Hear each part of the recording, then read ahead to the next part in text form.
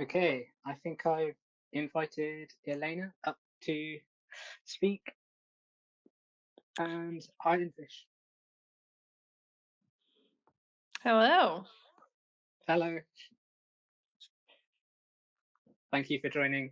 Um, yeah, very much an honor to have you with us. Well, thank you. Yeah. I don't have too much context on this, so I'll let you kind of lead the conversation. But yeah, definitely happy to be here. Okay, cool. Well, we are ZCub. I'm Squirrel. I'm a core team member of ZCub, and so we are an open source project funded by the Zcash Foundation, and we are hoping to be an education hub for the shielded ecosystem. And so we believe financial privacy is a prerequisite for human rights across the world. And we think that shielded payment protocols are the best way to achieve that, um, at least for on chain payments. And so, yeah, we have a wiki, we create guides and tutorials, Nice. and yeah, we like working with other shielded projects like Ironfish and Penumbra because we know that you guys are doing great work, and we hope to um, bring our communities together and kind of learn about each other's projects, um, and like what some advantages of other projects are, so that people um, can make their own decisions and use what's best for the right situation, kind of. Nice. That's awesome. Cool. Um, so may I ask, Elena, what do you do at Ironfish? Yeah. So I actually started the project back in like 2019. Um, yeah. I was a software engineer at Airbnb and started getting more and more into crypto. And when I decided to like leave my job and focus on crypto full time, I wanted to see like what's the most impactful thing I could work on, and to me, privacy was kind of like a clear answer. Yeah, zero knowledge proofs were very nascent back in the day. It was very much tribal knowledge. So if you wanted to learn more about zero knowledge proofs, you kind of had to find the person who like wrote the paper and and really ask them questions on it. Um, and yeah, so I started the project, and we had a kind of a nonlinear path, but we always knew that we wanted to focus on this intersection of privacy and crypto because we thought this was the most important thing to work on. We like back in 2019 there were like the OG projects like Monero and Grin. And then Zcash was the anomaly in the fact that it did use your launch proofs. But yeah, it was very clear to us, at least even early on, that zero launch proofs were going to be like the answer to this problem. And what we built at Ironfish, we were the first project to ship something called MASP, so multi-asset shielded pool. So we could have things like private USDC that has kind of the full guarantees of Zcash or like shielded Zcash, but it's a custom token. Um, so yeah, that was kind of a long answer, but hopefully that was helpful. Yeah, no, yeah. So it's good that you mentioned the MASP. The first time I'd seen that was in the, I think it's the Heliax Namada paper, Mm-hmm. or protocol specification or whatever. And and then I found the Ironfish like custom assets, and it looked remarkably similar. And I was Yeah. like, wow. So I went and I shielded some USDC, Nice. and it yeah, and it worked like really well. Um, Amazing. yeah, so yeah, I need to ask, why when you were creating Ironfish, you elected to have an L1 chain, where some other projects like Railgun um, have, or Tornado Cash went with kind of the L2 Hmm. approach. What was your reasoning there? Yeah, so lots of thoughts there because obviously this was like a really big design consideration for us. So when we started, so I started looking into privacy, like privacy within the intersection of crypto back in 2018. And there was a really great project back in 2018 called Baby Zoe, if you remember. So Zoe stands for Zcash on Ethereum, and it was built by this guy Barry Whitehat, who I'm not sure if he's like the most well known in crypto, but he Barry Whitehat is like hands down like one of the most legendary people in crypto. His early thinking and design started like optimistic rollups, like ZK rollups. He was the kind of like the brain or the brain father, I should say, of like Semaphore and a bunch of these other privacy protocols. Um, Anyway, so he wrote Baby Zoe, which was, kind of baby like Zcash on Ethereum. And we looked into that, and at the time, it took about 2 hours to make a transaction on that implementation. This was like before Circom, like like historically speaking, before Circom, there was something called Socrates, which was like another domain specific language for snarks. So at the time that we started, it was actually just very very difficult to make any types of circuits on within a smart contract.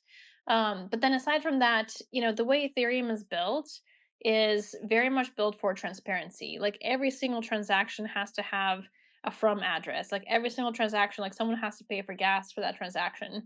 So if you remember Aztec, like Aztec launched something that from a high level you can kind of say is similar to Tornado Cash, and that was like Aztec like 1.0 basically.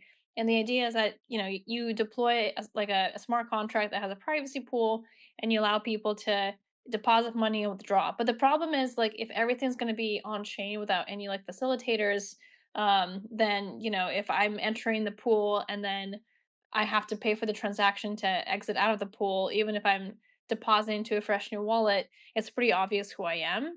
And so we kind of had this intuition that you can't just like sprinkle privacy on top of a fundamentally transparent protocol, and you have to do something different. So for Tornado Cash, like the way they got around that problem is by using relayers. So again, like you have this problem, like if I like Elena's, address or whatever, like deposits money into the privacy pool, and then I'm trying to withdraw to like a fresh new wallet, I still have to make that transaction to withdraw to pay for the transaction fee. And so I'm kind of like de-anonymizing myself. So the way Tornado got around this problem is by saying like, okay, you have these relayers, they're off chain. And so I, Elena, can go to a relayer and say, hey, like I have money in the privacy pool. You can take a portion of it if you can move the money on my behalf. And like admittedly that's actually what got him in trouble. So like if you look at the kind of the court cases for oh, cool. Yeah, if you look at the court cases for like why the Cash founders got arrested, the fact that they ran their own relayers was a pretty big consideration for that. So for us, we knew we wanted to do something that was like truly decentralized, that allowed internal transfers within the privacy pool, which none of the privacy protocols at the time even like considered doing. And we wanted to keep it like very cheap and fast. So on Ironfish, because every single transaction requires multiple knowledge proofs, it's extremely cheap to do transactions on Ironfish. Whereas if you were to do transactions on Ethereum with knowledge proofs, there is definitely a cost associated with it. So if you remember, like Tornado Cash at its height, it was something like $200 to like interact with a Tornado Cash, smart contract, Yikes. which was very very like cost prohibitive. Um, yeah, and I mean like uh, there are other limitations as well. Like for Tornado, and if you're familiar with Veil is kind of like the new privacy protocol on base that inherited a lot of the Tornado Cash code. Because they don't have internal transfers, the in order to preserve or to attempt to preserve user privacy, they have set denominations. So you can, deposit like Yeah. 0.01, 0.11 ETH. And that, is pretty prohibitive from a use case perspective as well. So like if you're going to be trying to do like a privacy protocol on top of like a really transparent chain, you're going to be doing like a lot of trade-offs that either trade off privacy or usability or cost or all of the above. And so yeah, for us we just wanted to do something that was truly decentralized and cheap and very flexible for the user. Yeah. And censorship resistant, right? So like the block validators, if some other court case was to happen, they couldn't like prevent an application from uh, using it. Like with Tornado Cash, there was the kind of censorship or attempt at censorship that was happening So this avoids that, which is good. Yeah, and actually, it also protects the miner too because you have plausible deniability of if you literally cannot see the transactions that you're adding to the block, then you don't like there's no wrongdoing if that makes sense. Yeah. Be- So is Ironfish 100% shielded then? There is no transparent pool. So for the Zcashers in here, they'll be like more than familiar with interacting with three plus shielded protocols Mhm. or payment protocols in the same wallet. What's it like using an Ironfish wallet? Yeah, so anyone can try interacting with Ironfish today. We have multiple wallets, but everything is fully encrypted, so everything is 100% shielded. And again, we decided to make that choice because we wanted to be like we wanted to make it really easy for the user. Like our comparison is, like if you're interacting with any Web2 website, like a user doesn't have to think, oh, like should I use HTTP or HTTPS? Like, a user Hmm. shouldn't have to think of like, "Oh, if I'm logging into my bank account, then I should do XYZ steps because those are more secure." But if I'm looking at like cat pictures, then I don't have to do these steps because I'm okay not being like secure. So we wanted to like internally we call this like foot guns. We wanted to not build foot guns for the user. Yeah. Um, and if we're marketing ourselves as a privacy protocol, then we should give users privacy and we shouldn't create pathways for people to interact with our protocol thinking they might be getting privacy while when they're actually not. So everything is 100% shielded, and that way it's a really easy narrative and story for us to say of like, if you have USDC on base and you're going to transfer that over to Ironfish, you have full guarantee that that is fully private USDC because everything in Ironfish is private. Awesome. Yeah. So it's cool that it's 100% private. Um, One of the things Zcash did was so as far as I'm aware, Ironfish uses the the sapling protocol. Um, at some point in future, is it likely that Ironfish upgrades to something like Orchard, or do you have um, like programmability in mind, something like Aztec, or are you guys happy with everything the way it is now? Yeah, so Orchard is definitely interesting. We looked into it. We based our protocol off of Sapling. We did do like a many changes to it. So for instance, like Zcash still doesn't have MASP, so we had to like modify Sapling to do that. We did other changes as well to like I don't know if you're familiar with Shielded Zcash. They have something called diversifiers, which gave you an added layer of privacy, but also in our opinion added another layer of user confusion because you would literally get money and you wouldn't know from whom. So we actually removed diversifiers and we actually added the sender. Like every single note has a sender field that's cryptographically provable. So if you receive money, you know exactly who that money is coming from. And we did that for regulatory reasons. So for instance, like if there is a list of known kind of bad wallets, then if you receive money, you can prove to someone that none of your funds came from illicit sources. So yes, we did start off of Sapling, but we did do a lot of changes to it as well. But yeah, of course, we looked Very into cool. Orchard and kind of Halo 2, and we decided to stick with Sapling predominantly because there's a lot of really great properties with Gross 16 that you don't get with Halo 2. So for Halo 2 is that's the kind of the next evolution. You have slower proof times and bigger proof sizes. Yep. And they actually did modify the protocol to kind of accommodate for that. So, for instance, for Sapling, both it's a UTXO model. So you have a transaction that has like spends and outputs, like inputs and outputs effectively. And for Sapling, you have basically a proof on each of the spends and a proof on each of the outputs. For Orchard, what they did was they actually wrapped that entire transaction in one proof. And they have like effectively like actions that have a spend and output kind of pairing. So they did do like some optimizations to accommodate for bigger proof sizes.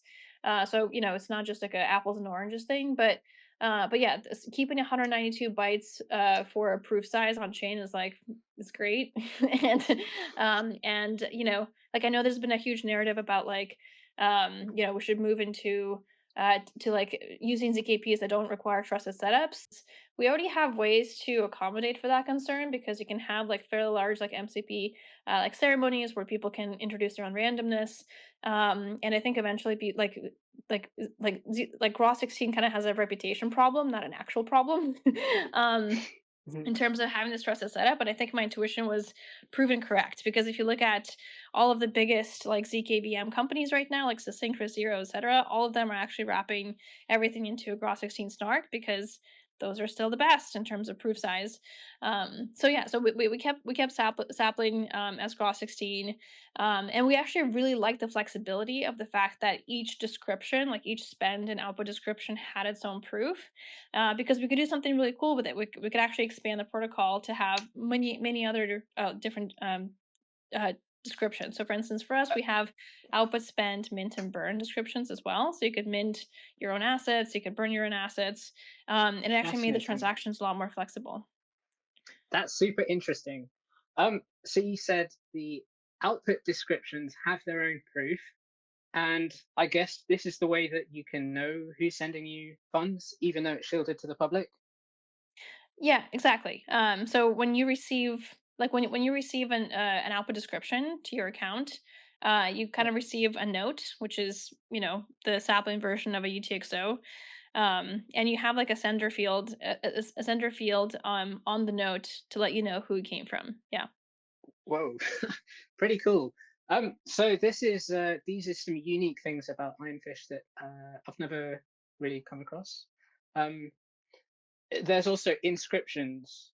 I think I went to Oris inscription or something. Oh, Oreo descriptions. Yeah. So that's actually a grand project. And they actually did two pretty big projects for us. Oreo Scan is an alternative browser, sorry, a block explorer for Ironfish, and then another project that they did for us was Oreo Wallet, which was or still is like a browser extension wallet for Ironfish. Very cool. So, if someone was looking to do something with like inscriptions, or I don't know, like have some kind of program, run some service where people are sending custom tokens on Ironfish, like how does one? Because I know it's pretty tough to build applications with Zcash. Did your team like overcome some of those hurdles in some way? How does someone build with Ironfish? Yeah, it's a great question. I mean, like, I think for privacy protocols in general, that has always been the struggle of how do you marry programmability plus privacy. And I don't think any one of the projects that we've heard of has actually done that successfully, including yourselves, admittedly. So for Ironfish, like, we really focus on the payments use case. Our thesis is that like payments is still the killer use case for crypto. You can't really have global payment system without privacy. So we wanted to really focus on private stable coins, and then we'll move into other assets as well, like private ETH, private Bitcoin, etc. So for Ironfish, it like admittedly it is like difficult to build on top of it because of how many moving pieces that it takes for you to actually get to Ironfish. But we are actually thinking internally of a lot of other projects of how to bring Ironfish closer to EVM chains. So users could interact with it much more easily. But yeah, for now it is kind of tough, and it is really geared towards bridging assets from other chains so they could be private wrapped bridged assets in Ironfish. Very cool. I think the approach Zcash is taking is to have some kind of BFT component and then stick on some IBC or something. um, Yeah. that seems to be the best way. So you mentioned private stablecoins. Um, Zcash is soon to have this protocol upgrade where we get Zcash shielded assets, and we were looking into how to bring stablecoins onto Hmm. uh, into Orchard. And like one of the concerns that came up was that most centralized stablecoins are always going to request. They need to know who's using Hmm. their their USD. Um, I've seen shielded USD on Penumbra, and I've seen Yeah. it on Ironfish. So how did you overcome that? How does it work? Great question. So we were able to talk to somebody from the Circle team, and they were pretty explicit about, Circle doesn't block anyone unless they're obligated to block you. So if you're already doing sanction screening, if you're kind of, doing the best practices and you don't give them a reason to block you, then they're not going to block you. So for Ironfish in particular, like we partnered with a company called Chainport for our bridge, for like the USDC base bridge. And whenever you move funds from base onto Ironfish, your wallet does go through a sanction screening check. And we communicated that to them. It's like pretty well documented on our website and blogs. And so yeah, they basically said like if you don't have like obvious illicit activity on your protocol and you're doing the steps necessary to prevent that, then there's no reason for them to block you. Now, like it is also one of those things where it's asked for forgiveness, not for permission. So if you were to like really go and talk to like, I don't know, from like legal at Circle or whatever, they'll probably say that they're not comfortable with it. But unless you give them like, if you don't give them any reason for for them to block you, then they're not going to do so. Cool. And so, is Chainport the only way to get assets from other chains into Ironfish? Yes, currently that is the case. Yeah. Cool. Um, yeah, that's it's a trade-off, but I think it works. It's pretty fair. Yeah. So in terms of like running nodes on Ironfish, how easy is it? Like, say I wanted to um, integrate Ironfish to something I'm working on. Like, what's the process of starting a node? It is extremely easy to start a node. In fact, I know this X Spaces is voice only, but if this was a video call, you could literally see that I'm wearing a shirt that has the command to run the Ironfish node. So so get ready for this. If you wanted Yep. to install an Ironfish node, all you have to do is open up your terminal and type in npm install -g Ironfish. And if you wanted to start the node, you open up another terminal and you say Ironfish start. You're done. You have a full node. That's it. There's no like it. We use WebRTC and WebSocket, so there's nothing for you to do. There's no port forwarding. Like we made it extraordinarily simple for you to run a node. And yeah, and if you're not comfortable using the terminal, you could just go to ironfish.network and you go into, I think it's under the use tab, and you download the Node app. And the Node app is the same thing as running a node on your terminal, except there's a nice desktop app to it, and you could see all the nodes that you're connected to. You could set the name for your node, so you can like have other people discover you. And yeah, and it's pretty easy. Like we understand that for privacy projects in particular, it's actually necessary for you to run a full node. If you Hmm. want, like, for Monero, for Zcash, etc., if you wanted to even figure out the balance for your shielded wallet, you literally have to run a full node to get the raw data so that your wallet can decrypt it and figure out even something as basic as your own balance. And so we're really like kind of obsessed of this idea of like how do we make sure that the node, like to run a node, is dead simple. And I Nice. think we achieved that. Yeah, literally two commands: one command to install, one command to run the node. No prior setup, no requirements. Well, unless like you just need node and that's it, like npm. Awesome. And so Ironfish is like focused towards payments.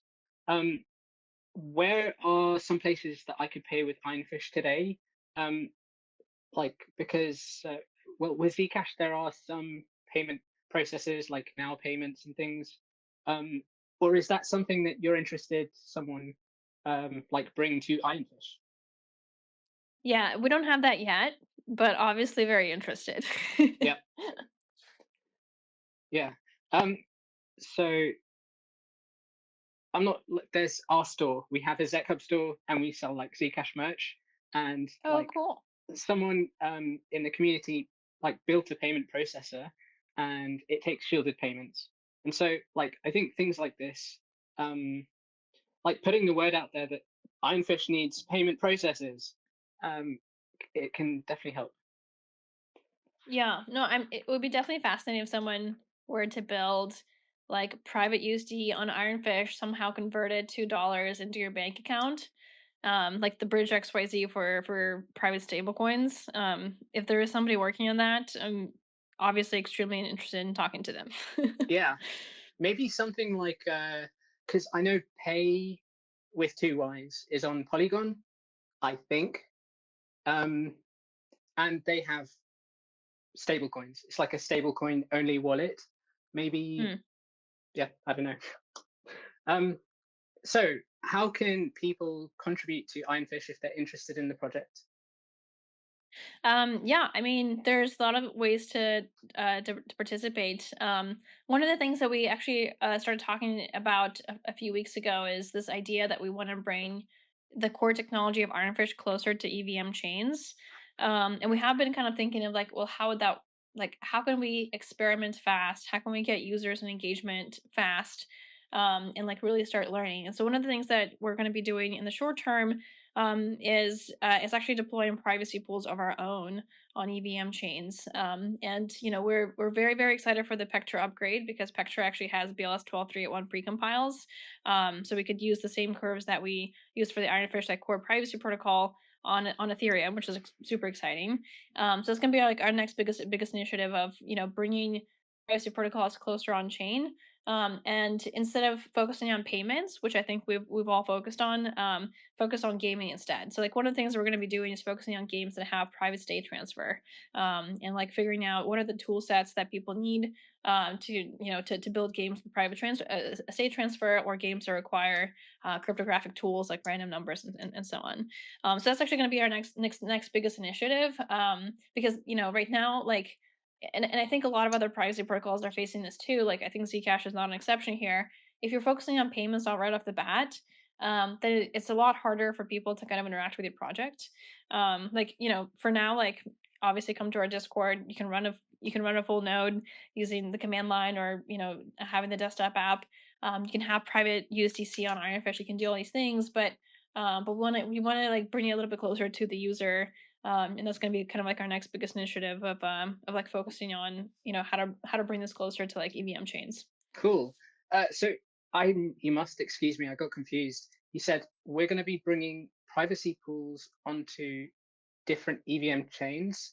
Our privacy pool, did you mean like on Arbitrum there's going to be an Ironfish shielded pool or something? No, but that's literally it. Yeah, I mean, we'll be focusing on base first. Okay. But yeah, having like the a smart contract based privacy pool on base. Again with Pectra, we can literally port Ironfish protocol today. Wow. Onto base. Not quite. There's obviously like a lot more work involved, but yeah, if Pectra kind of allows the BLS 12301 precompiles, then you can verify all those proofs on chain for actually cheaper than they are today, for like the BN254 curve. So that's like all very exciting. So we're kind of like, thinking ahead of like, okay, once that happens, um, you know, now it totally makes sense for us to kind of bring privacy pools that are like, powered by Ironfish Core, like literally on chain. And that way we can allow, for people to like build games on top of it that have private state transfer, and kind of like focus on that aspect, maybe move a little bit away from payments and move a little bit more towards other applications that have a higher user engagement. Cool. Yeah, so this reminds me there was a hackathon, and something called I think it's called Cartesia or something, um, an ETH L2, and Okay. someone built Zcash on Cartesi, and someone like made a Zcash shielded pool as an Ethereum L2, and it was really Neat. cool. But then you wonder like the ZEC asset is on the Zcash L1, so if you put it on a different chain, is it still the same asset? Can you? It's a question. I mean, I don't I know about wonder. that project.